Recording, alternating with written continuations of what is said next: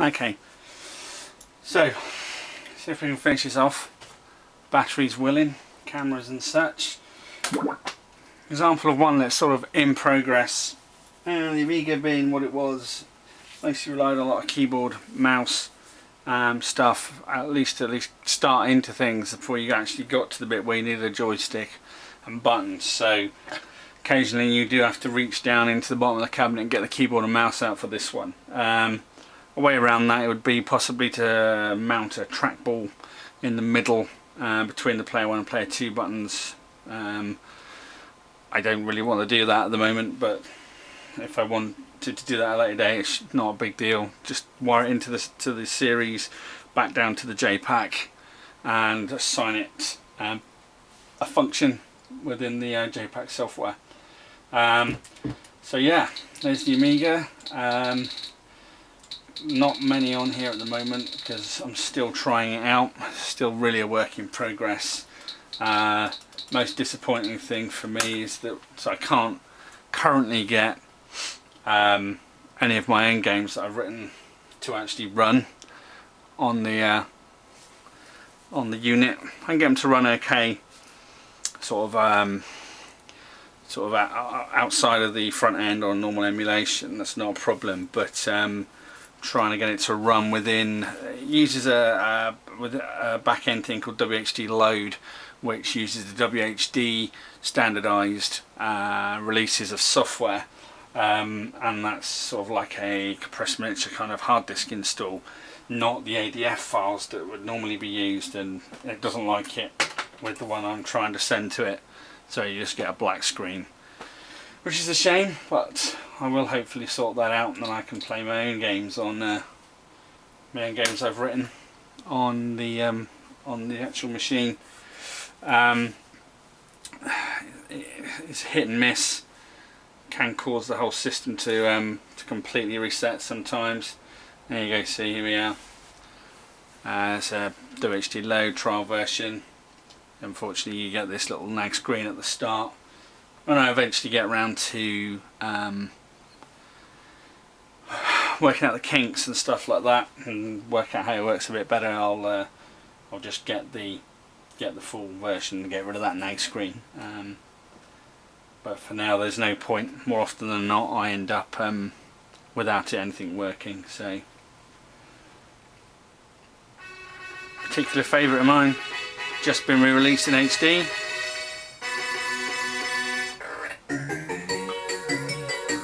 As you can hear, they're possibly running a little bit fast, not massively, but you can hear it just tripping over itself a little bit.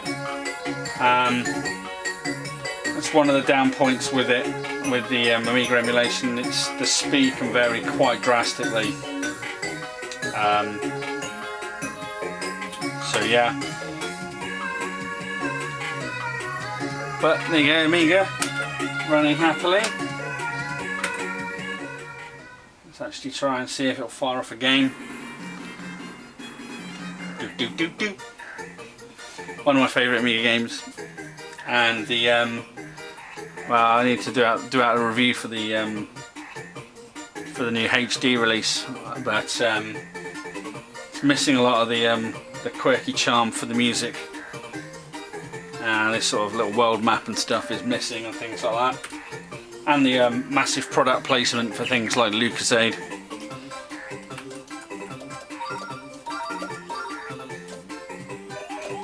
As you can see, not running too badly really. Possibly a little bit too quickly. It's hard to tell with Superfrog. Yay!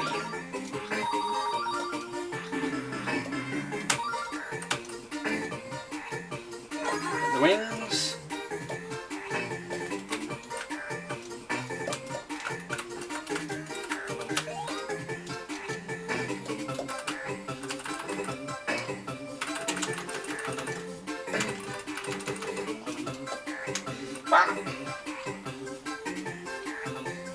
You don't get the frogs dropping down from the top in the new version either, which is a bit of a disappointment. Oh! Hedgehog attack. Oh.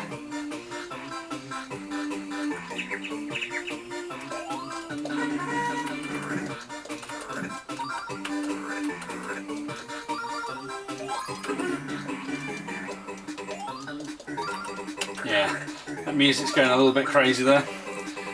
Speed's a little bit out. One of those things that probably needs tweaking in a setting somewhere, but you know, not bad. Fired off, running. So I got a few different ones. I got a new version of Cliente's Amiga Forever 2013 to run up and put on here when I get a chance. I've been playing around with it a little bit on my laptop, so should be able to get that up and running on here. Maybe that'll actually sort a few of the problems out. I'll see how that runs in through the front end. At the moment, who knows.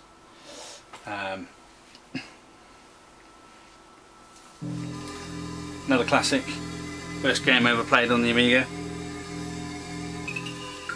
Used to have friends around, mightily impressed with this game. Audio, parallax scrolling,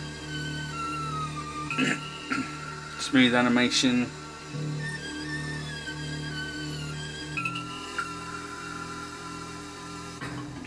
Reflections, as was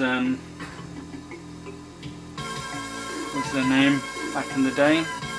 Now they're Ubisoft Studio. Remember now if they rebranded Ubisoft Reflections or Ubisoft someone else. Multi-channel stereo sound back in the day.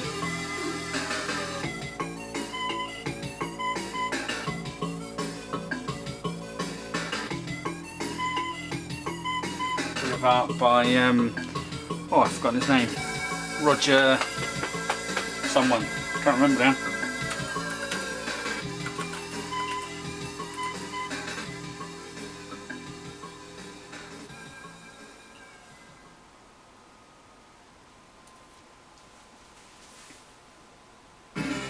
There we go. Pan pipes are going.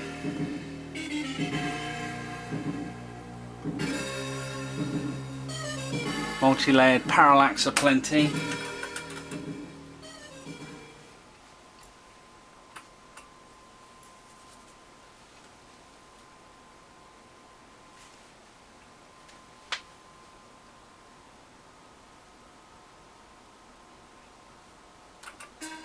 There we go. Not running too badly, for certain.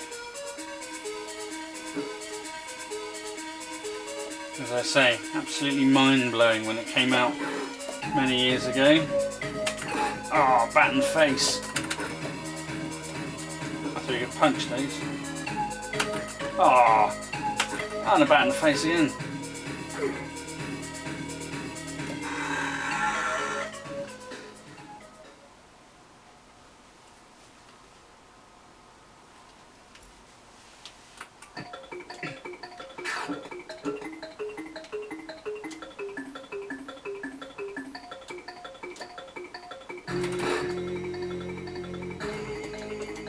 Still a great soundtrack. I mean, even today, it's got a lot of elements to it.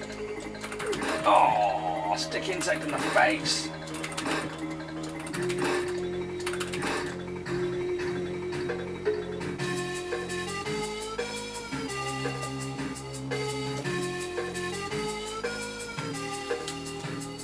It's been quite a few years, so I've got no idea where I'm going. Oh! Oh no. Hooray! Ah. And one of the best bits about the Shadow of the Beast games, luckily, was always the little ending "You're Dead" music.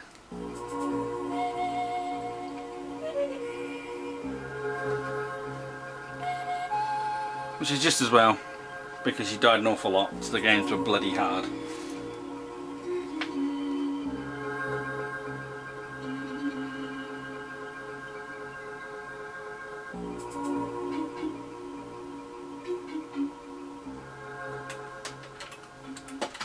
then that end of Shadow of the Beast 2 is a massive guitar riff, which is quite nice.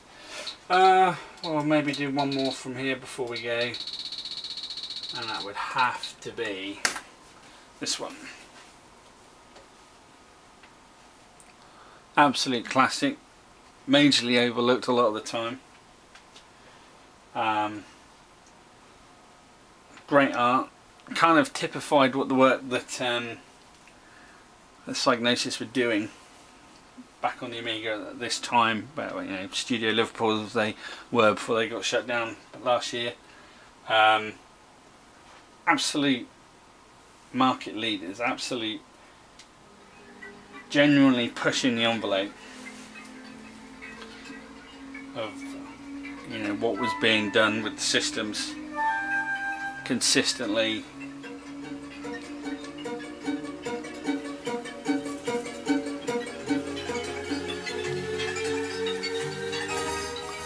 People like, you know, Bizarre Creations, Traveller's Tales, DMA, some of the best music in any game in this. They all started out doing stuff for Psygnosis back in the day.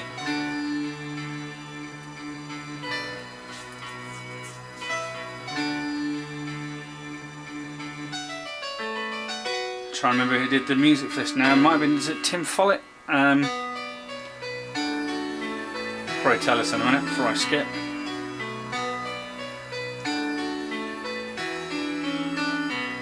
That's the in-game music.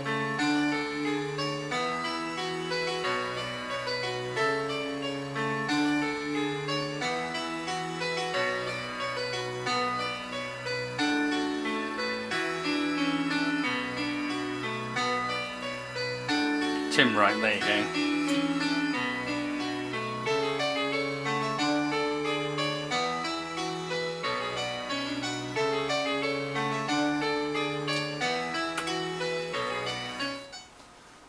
We'll pump a button a minute and move that through. Another hallmark of the Psygnosis stuff back in the day is lots of these hand-drawn sort of interstitial sort of, well, what would now be cutscenes, just sort of scene setters.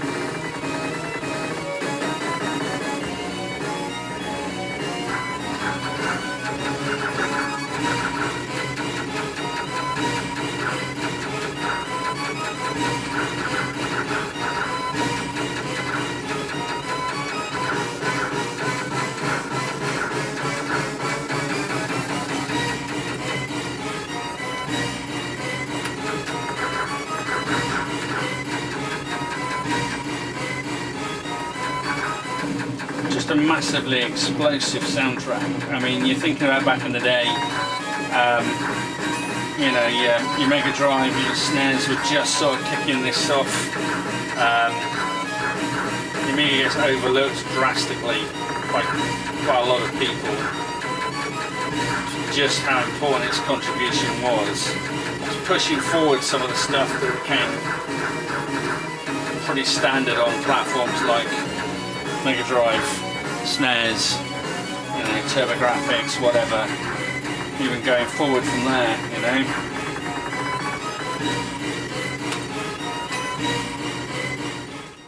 And a suck.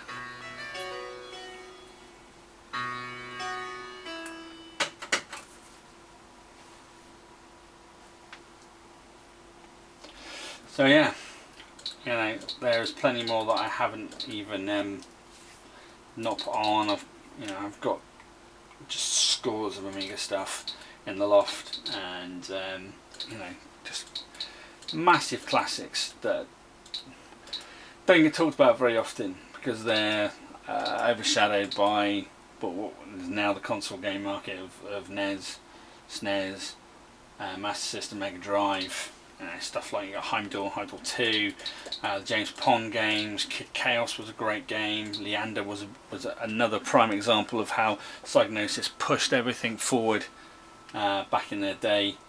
You got the Pinball Fantasy and Pinball Illusions games, which is where you know, that whole series started, where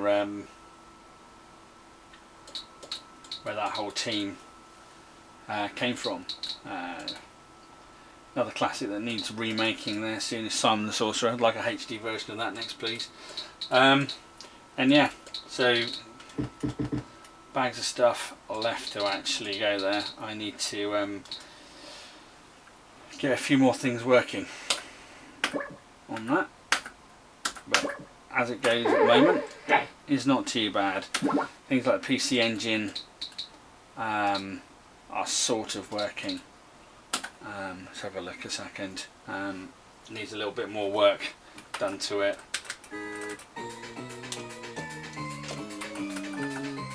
There's the original PC Engine version of Splatterhouse.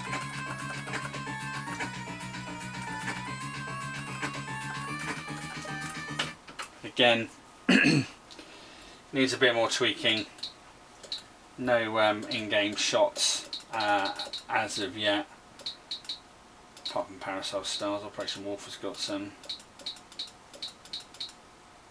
I'm not even sure whether half of these actually work. Let's fire up. Let's fire up Brass Stand 2 a second. There we are. There we go. So if I flop back now, just done the keyboard combination, and that's just grabbed me my screenshot, which is now listed there. You know, it's got Rastan 2 on the thing. It's quite easy to add stuff to it as you go along, slowly improving little bits and pieces. RAINE was an emulator for well, as it says there, M680X0 stuff, but it was mostly used for some of the like older, a lot of the stuff that was sort of taken across by Ocean back in the day. All the Operational Wolf stuff, Ninja Warriors, all this is really repeated in MAME, so I've not really tweaked with it very much. Dreamcast, haven't got this running very well yet, and it's not really running as fast as I'd like it to. In fact, it didn't even show the animation there for loading, so we might not get anywhere. But it's only got one game listed on the thing there. I've got a couple of others that kind of half work. Just needs tweaking on now. Hasn't loaded properly at all this time.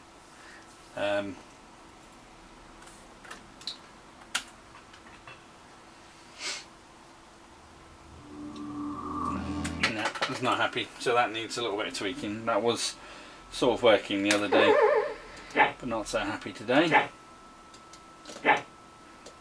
Skip over those for a minute. Done that. You got Game Gear and Game Boy, Game Boy Advance now. They just work. Basically, they work pretty well. Haven't bothered with the graphics on them yet. It's another thing I've got to build up. This emulator gives you a nice little surround, shrinks it in a bit, because obviously blowing that up to 1280 by 1024 it would look just even more dreadful than it kind of does there already. All the buttons have already been configured. Each emulator loads in a different set of controls. You configure each set differently.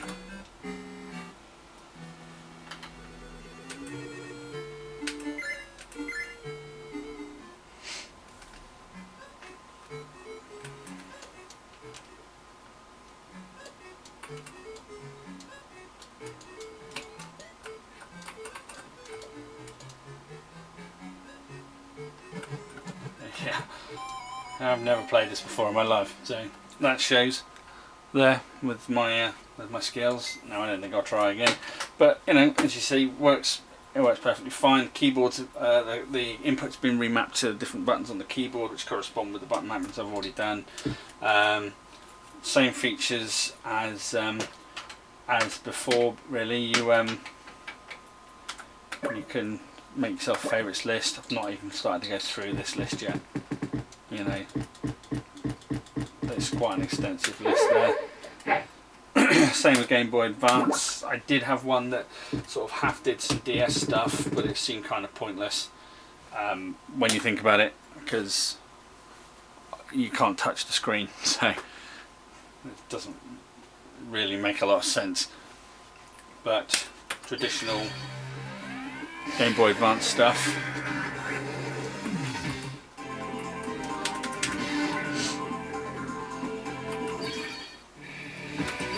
which, you know, doesn't look the best blown up, but it doesn't look too bad.